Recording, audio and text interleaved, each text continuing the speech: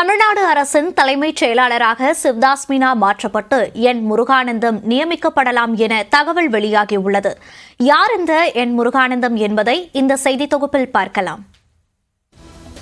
2021 ஆண்டு மே மாதம் தமிழ்நாடு முதலமைச்சராக திமுக தலைவர் மு.க. ஸ்டாலின் பொறுப்பேற்றவுடன் மத்திய அரசு பணியில் இருந்த மூத்த IAS அதிகாரி சிவ்தாஸ் மீனா மாநில அரசின் வேண்டுகோளுக்கு இணங்க மாநில அரசு பணிக்கு வந்த நிலையில் நகராட்சி நிர்வாகத்துறையின் கூடுதல் தலைமை செயலராக நியமிக்கப்பட்டார். பின்னர் தலைமை செயலாளராக இருந்த இறையன்பு ஓய்வு பெற்றதால் கடந்த ஆண்டு ஜூன் மாதம் சிவ்தாஸ் மீனாவுக்கு தலைமைச் செயலாளர் பொறுப்பு வழங்கப்பட்டது.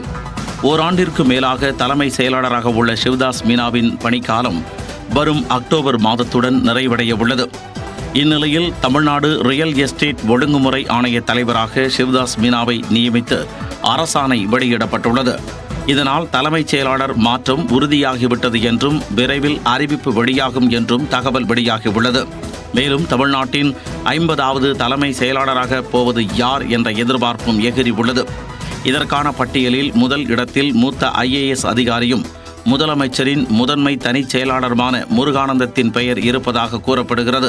ஏனென்றால் தமிழ்நாடு அரசில் மூத்த IAS அதிகாரியாக இருந்த SK பிரபாகர் சில நாட்களுக்கு முன்பு TNPSC தலைவராக நியமிக்கப்பட்டு விட்டதால் தற்பொழுது உள்ளவர்களில் மூத்த IAS அதிகாரியான முருகானந்தம் தமிழ்நாட்டின் புதிய தலைமைச் செயலாளராக நியமிக்கப்பட அதிக வாய்ப்புள்ளதாக தகவல் வெளியாகியுள்ளது.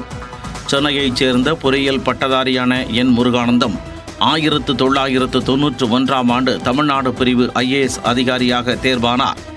2001 முதல் 2004 ஆண்டு வரை கோவை மாவட்ட ஆட்சியராக பணியாற்றிய அவர் ஊரக வளர்ச்சித்துறை இணைச் செயலாளர், தொழிற்துறை செயலாளர், நிதித்துறை செயலாளர் உள்ளிட்ட பல பொறுப்புகளில் பணியாற்றியுள்ளார்.